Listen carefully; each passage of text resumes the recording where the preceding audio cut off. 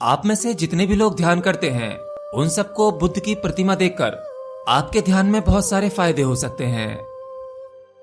मतलब दुनिया भर में आपने जहां भी बुद्ध की प्रतिमा को देखा होगा, दुनिया भर की उन प्रतिमाओं में आपने एक चीज कॉमन देखी होगी, वो है उनका चेहरा बिल्कुल शांत। ऐसा परम ठहराव आपने किसी की प्रतिमा पर या किसी भी व्यक्ति के चेहरे पर नहीं देखा होगा। जो लोग चेहरे का विश्लेषण करना जानते हैं वो बुद्ध की प्रतिमा को देखकर कह सकते हैं कि इस व्यक्ति की दौड़ बिल्कुल रुक गई होगी। इनफैक्ट एक साधारण व्यक्ति, आप में से भी कोई, अगर भगवान बुद्ध के चेहरे को गौर से देखेगा और उसे समझने की कोशिश करेगा तो वह भी थम सा जाएगा।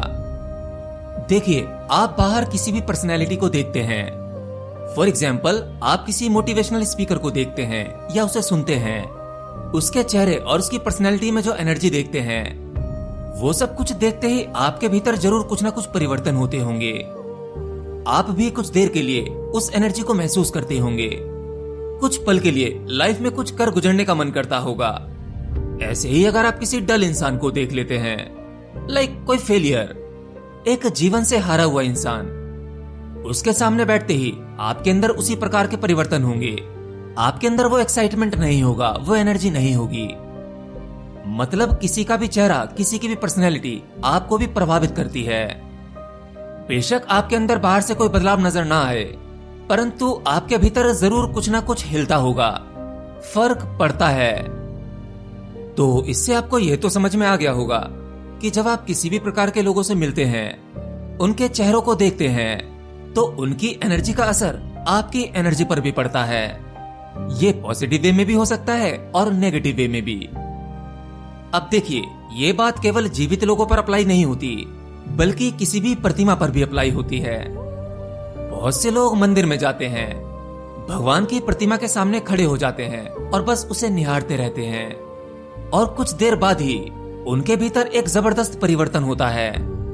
बेशक वो चेंज टेम्परेरी बेसिस पर हुआ हो, लेकिन उनकी मन की प्रवृत्ति बदलती है, उनके भाव बदलते हैं। अगर आप भगवान शिव की प्रतिमा को गौर से देखेंगे तो आपके भीतर कुछ अलग प्रकार के बदलाव होंगे। वहीं अगर श्री कृष्ण जी की प्रतिमा को देखते हैं तब आपके अंदर कुछ अलग प्रकार के बदलाव होंगे। मतलब आपकी मानसिक अवस्था और एनर्जी वेव्स बदलती हैं। तो बात कर रहे हैं बुद्ध की प्रतिमा की। सिद्धार्थ का व्यक्तित्व शुरू से ही शांत टाइप का था। उनकी आंखें शुरू से ही कुछ तलाशती थीं, लेकिन उनके जीवन में फिर एक क्रांति हुई और वो सत्य की खोज पर निकल गए। 6 साल बाद जब उन्हें सत्य मिला तो बस वो वहीं ठहर गए, और वो ठहराव उनके व्यक्तित्व, उनकी पर्सनैलिटी पर साफ साफ दिखाई देने लगा। कहते हैं कि आपका स्वभाव जैसा होता है, आपका वही स्वभाव आपकी पर्सनैलिटी से साफ साफ दिखाई देने लगता है। बुद्ध ने सब कुछ जानने के बाद, सब कुछ पाने के बाद जाना कि कुछ जानने जैसा है ही नहीं। जो खोजने निकला था वहां कुछ खोजने जैसा भी नहीं है। सब कुछ पहले से ही उपलब्ध था। मेरी खोज, मेरी तलाश और मेरी दौड़ ही सबसे बड़ी रुकावट थी।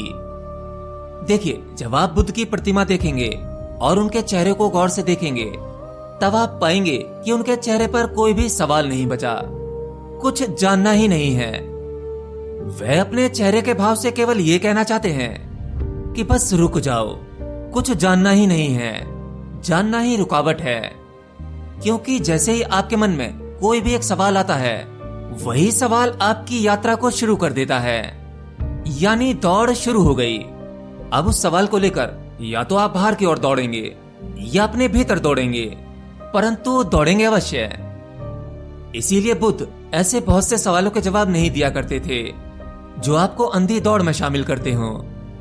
जैसे अगर कोई पूछता कि हे बुद्ध, क्या ईश्वर है, तो बुद्ध अक्सर चुप रह जाया करते थे।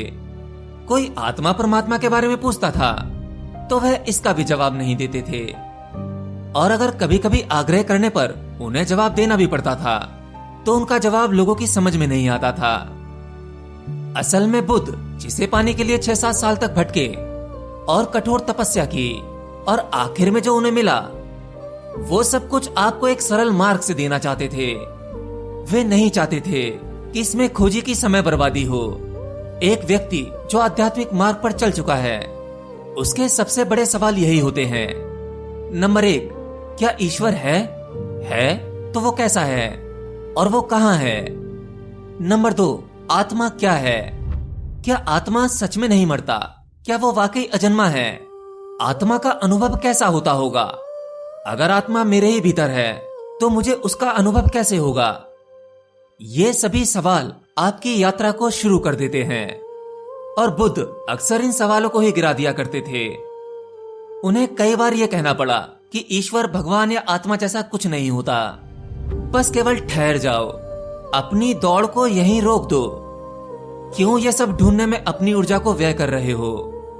वे जानते थे कि जैसे ही दौड़ रुकेगी, व्यक्ति के भीतर परम ठहराव आएगा और सभी सवाल गिरते ही उसे वह सब कुछ मिल जाएगा जिसका जवाब वो मुझसे जानना चाह रहा है। परंतु भगवान बुद्ध इसे भी साफ साफ नहीं कहते थे कि ये करने से आपको वह मिल जाएगा, तो उस वह को ही नकार देते थे। नकारने का अर्थ केवल यह था कि तुम उस ओर देखो ही मत, उस ओर दौड़ो ही मत, जहां हो वहीं रुक जाओ, ठहर जाओ। आत्मज्ञान या ब्रह्म ज्ञान ये पाना भी इच्छा ही है, और इच्छा कोई सी भी हो, वह केवल आपके लिए रुकावट है। अरे भला नदी समुद्र में क्यों मिलना चाहती है? एक अर्थों में वह है तो समुद्र का ही हिस्सा, क्योंकि सागर में, समुद्र में और उस नदी में है तो केवल जल ही। बस थोड़ा मात्रा का फर्क है, नदी में कम है, सागर में ज्यादा, परंतु है वह जल ही। आप में भी कुछ ऐसा ही है, चाहोगे तब भी, ना चाहोगे तब भी, एक दिन मिलना तो उस परमात्मा में ही होगा। अगर आप बुद्ध का चेहरा ठीक से देखेंगे तो आप उनकी आंखों में, उनके चेहरे पर किसी भी प्रकार की यात्रा की एक भी लकीर नहीं पाएंगे। जैसे मानो एक शीतल झील बिल्कुल शांत हो गई हो, जिसे अब सागर से भी नहीं मिलना। यह है बुद्ध का होना। तो जब कोई इस कदर शांत हो जाता है, जिसे ना दुनिया में किसी प्रकार की दौड़ है और ना ही अपने भीतर किसी प्रकार की दौड़, जीवन जैसा चलता है वह उसे वैसा ही स्वीकारता है। जीवन में उसे पद, प्रतिष्ठा या सफलता कुछ नहीं चाहिए, आध्यात्म में भी उसे कुछ नहीं चाहिए, बस वो ठहर गया, रुक गया। तो जो व्यक्ति इस प्रकार से शांत हो गया हो, तो भला उसे अब क्या चाहिए? क्या उसे सब कुछ उपलब्ध नहीं होगा? इस अवस्था में आते ही उसे वो सभी घटनाएं घट जाएंगी, वो सब मिल जाएगा जिसके लिए लोग जन्मों जन्मों से प्यासे हैं। उसे वो भीतरी आनंद प्राप्त हो जाएगा। और जब किसी व्यक्ति में भीतरी रूप से उसकी पर्सनैलिटी में बदलाव आते हैं, तब वो भीतरी बदलाव उसकी बाहरी पर्सनैलिटी में साफ साफ झलकते हैं। जिसे आप ऑरा कहते हैं ना, ये ऑरा वही है। ऑरा को देखने की टेक्निक भी यही है। किसी भी व्यक्ति की पर्सनैलिटी जिस हिसाब से वह भीतर से होता है, ठीक उसी प्रकार से उसका आभा मंडल बदलता है, उसके ऑरा में वो भाव उत्पन्न हो जाते हैं।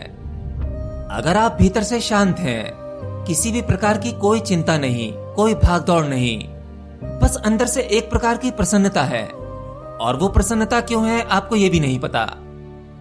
उस प्रसन्नता की वेव, उसकी किरणें, उसकी एनर्जी व्यक्ति की पर्सनैलिटी पर कई रंगों की लेयर बना देती हैं, और उस एनर्जी फील्ड में जो भी व्यक्ति आता है उसमें तुरंत परिवर्तन होते हैं। याद रखना, बुद्ध को देखकर उंगली माल डाकू के जीवन में ऐसे ही परिवर्तन नहीं हो गए थे। वो बुद्ध का ऑरा ही था, उनका आभा मंडल था, जिसने खतरनाक अंगुली माल डाकू जैसे व्यक्तित्व को बदल के रख दिया। आप लोग ध्यान करते हैं और मुझसे पूछते हैं कि मेरे जीवन में कोई परिवर्तन क्यों नहीं हो रहे, या हमें कैसे पता लगेगा कि हमारा ध्यान सही दिशा में जा रहा है। तो जब आपका ध्यान लगने लगेगा, वह आपके व्यक्तित्व से झलकने लगेगा। अक्सर जो व्यक्ति ध्यान करते हैं और जिनका ध्यान कभी कभी लग भी जाता है, उन सभी व्यक्तियों के चेहरे पर एक प्रकार का ठहराव आने लगता है, एक चमक आने लगती है।